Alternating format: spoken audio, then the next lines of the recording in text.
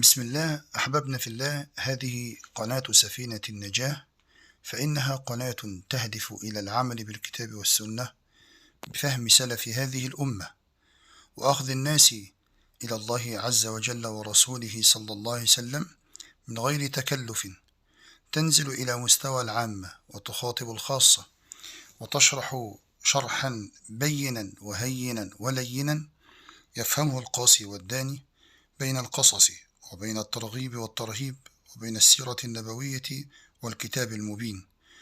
تنزل هذه القناة فإذا بها تأخذ في حل مشكلات أو ترفع من أمر طلبة العلم وطلابه، فأسأل الله سبحانه وتعالى لنا ولكم القبول والتوفيق والسداد والهداية.